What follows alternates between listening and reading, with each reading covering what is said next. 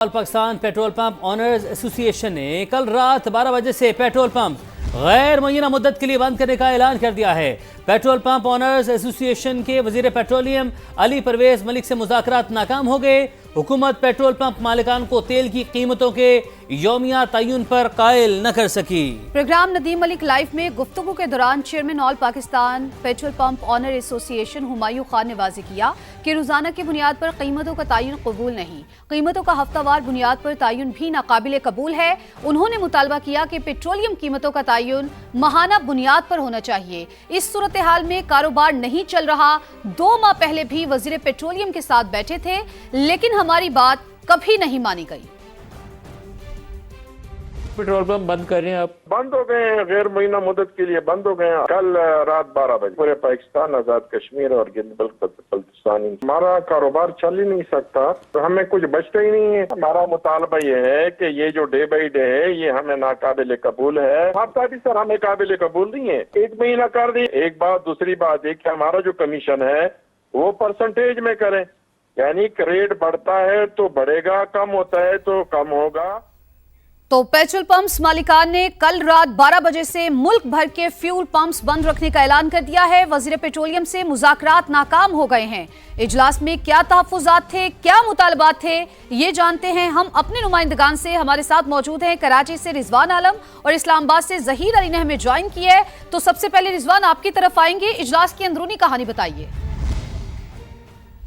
Diesel की कीमतों का यौमिया तय्युन का जो ये मामला है, ये तनाज़े की शक्ल इख्तियार करता हुआ नजर आ रहा है। पेट्रोल डीलर्स की 2 बड़ी तंजीमें, all Pakistan petrol pump owner association और पाकिस्तान पेट्रोलियम डीलर्स एसोसिएशन है। एक कराची बेस्ड है, एक लाहौर बेस्ड है। कराची बेस्ड जो पेट्रोलियम डीलर्स की तंजीम है उसने कल कराची में फैसले के लिए मरकजी इजलास तलब किया है और पेट्रोलियम डीलर की 2 बड़ी तंजीमें हड़ताल के मामले पर तकसीम नजर आती हैं। पेट्रोलियम डीलर्स कीमतों के यौम तय्युन पे जो तकसीम न करने पर ये डट गए हैं। ये दोनों इस मामले पे एक पेज पे हैं। वजीर पेट्रोलियम अली परवेज की कराची और लाहौर के पेट्रोलियम डीलर नुमाइंदों से मुतवातिर मुलाकातें हुई हैं। इस्लामाबाद में एक हलचल है और हुकूमत पेट्रोलियम डीलर्स के नुमाइंदों को कीमतों के यौम तय्युन पर कायल नहीं कर सकी है। चेयरमैन ओगरा और सेक्रेटरी पेट्रोलियम के साथ पेट्रोलियम डीलर्स के नुमाइंदों के बैक टू बैक इजलास हुए हैं। इस्लामाबाद में पीपीडीए का वक्त अली परवेज मलिक की से मुलाकात के बाद चेयरमैन ओगरे से 2.5 घंटे तक मिला था। हमारे जराए ऐसा बताते हैं मुलाकातों में पेट्रोलियम डीलर्स के नुमाइंदों को कीमतों के यौमिया तय्युन पर शदीद तहफ़्फ़ुज़ात का इज़हार किया उन्होंने और कीमतों के यौमिया तय्युन पर ओगरे ने 7 दिन की मोहलत मांग ली है पाकिस्तान पेट्रोलियम डीलर एसोसिएशन से। इसी हवाले से कल मरकजी इजलास कराची में होगा और ये तय किया जाएगा कि हड़ताल करनी है रात 12 बजे से या ओगरा को 7 दिन की मोहलत देनी है। वाइस चेयरमैन है पाकिस्तान पेट्रोलियम डीलर एसोसिएशन के तारिक हसन, उनसे हमारी फोन पे भी गुफ्तगू हुई है। उन्होंने तस्दीक की है कि ये मुलाकातें हुई हैं और हमारा ये मौक़िफ़ है। मुलाकातों में डीलर मार्जिन 8% करने का मुतालबा किया गया है। ऑयल मार्केटिंग कंपनी तो मुतालबात ज़हीर अली से भी जान लेते हैं। रिजवान हमारे साथ ही मौजूद रहेगा। ज़हीर, आप देखा मुतालबात क्या हैं पेट्रोल पंप ऑनर एसोसिएशन के? देखिए, 2 बुनियादी तौर पर मुतालबात थे। एक तो जो डेली बेसिस पे प्राइसेस का जो नया फार्मूला हुकूमत की जानिब से लाया गया, इसमें यह कहा गया कि जितने भी स्टेक होल्डर्स हैं उनसे मुशावरत नहीं की गई। इसी हवाले से आज मुलाकात भी हुई है मिनिस्ट्री में वजीर पेट्रोलियम से और सेक्रेटरी पेट्रोलियम और ओगरा के चेयरमैन भी उसमें मौजूद थे। और दूसरा बुनियादी मुतालबा ये था कि मार्जिन को 8% के हिसाब से इजाफा किया जाए। वजारत पेट्रोलियम जो वजीर पेट्रोलियम की जानिब से कहा गया कि जो मार्जिन था उसको डिजिटाइजेशन कास्ट से मुंसलिक किया गया था, यानी कि जितना आप पेट्रोल पंप को जो सप्लाई चेन है उसको डिजिटाइज करेंगे उस हिसाब से आपके जो मार्जिन है उसको आपका उसमें इंक्रीज किया जाएगा। और दूसरा जो डेली बेसिस का मामला है, जो प्राइसेस डेली बेसिस के बजाय ये कह रहे हैं 1 महीने पे इसको दोबारा से शिफ्ट किया जाए, कारोबार फिजिकल नहीं रहा।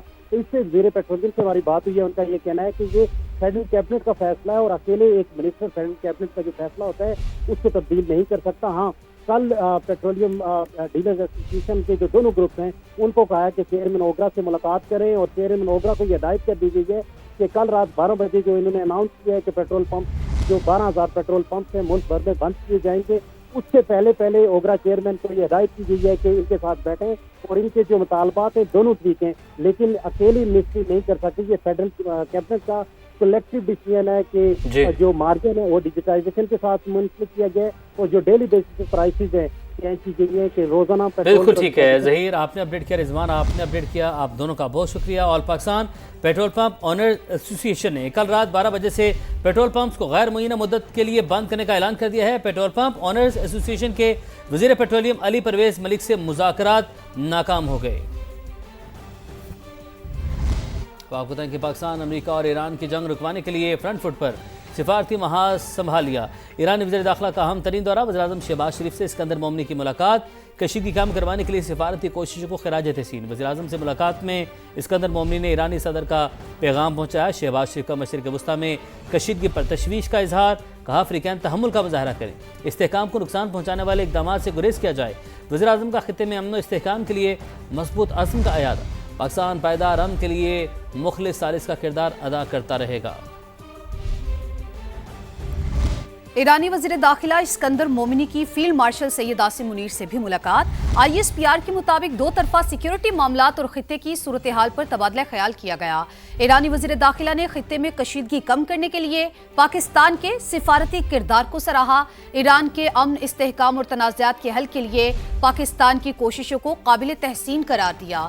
ملاقات میں علاقائی سلامتی اور مشترکہ خوشحالی کے لیے قریبی تعاون جاری رکھنے کے عزم کا اعادہ کیا۔ دونوں ممالک نے سرحدی تعاون مزید مؤثر بنانے پر بھی اتفاق کیا۔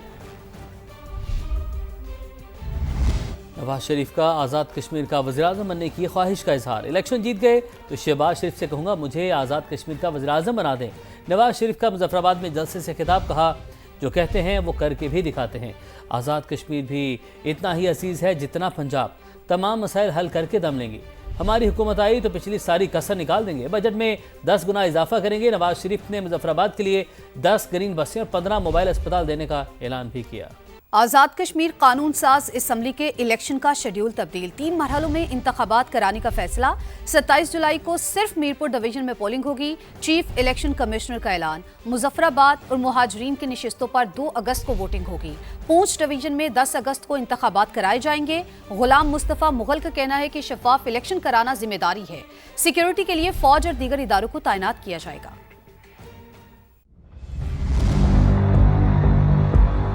آزاد کشمیر میں اقتدار کی جنگ، سیاسی جماعتیں میدان میں ہیں۔ قانون ساز اسمبلی کی 45 نشستوں کے لیے پولنگ 3 مراحل میں ہوگی۔ 27 جولائی کو پہلے مرحلے میں میرپور ڈویژن کی 13 جنرل نشستوں پر پولنگ ہوگی۔ میرپور، بھمبر اور کوٹلی کے اضلاع میں 14,24,485 ووٹرز حق رائے دہی استعمال کریں گے۔ دوسرے مرحلے میں 2 اگست کو مظفر آباد ڈویژن کی 9 جنرل نشستوں پر ووٹنگ ہوگی۔ ان میں مظفر آباد، نیلم اور جہلم ویلی کے اضلاع شامل ہیں، جہاں 7,86,407 رجسٹرڈ ووٹرز ہیں۔ اسی روز پاکستان میں مقیم جموں مہاجرین کی LA 34 سے LA 39 تک 6 نشستوں پر بھی پولنگ ہوگی۔ یہاں پر 4,04,948 افراد ووٹنگ میں حصہ لیں گے۔ وادی کشمیر مہاجرین کے LA 40 سے LA 45 تک 6 نشستوں پر بھی 2 اگست کو ووٹنگ ہوگی، جہاں 33,598 ووٹرز اپنے نمائندوں کا انتخاب کریں گے۔ انتخابات کے تیسرے اور آخری مرحلے میں 10 اگست کو پونچھ ڈویژن کی 11 جنرل نشستوں پر انتخابی دنگل سجے گا۔ باغ، پونچھ، سدنوتی اور حویلی کے اضلاع پر مشتمل اس ڈویژن میں 11,54,894 ووٹرز رجسٹرڈ ہیں۔ سیاسی درجہ حرارت مسلسل بڑھ رہا ہے، انتخابی مہم زوروں پر ہے، تمام نظریں اب حتمی مارکے پر مرکوز ہیں، جہاں آزاد کشمیر کے عوام آئندہ 5 برس کے لیے اپنی قیادت کا انتخاب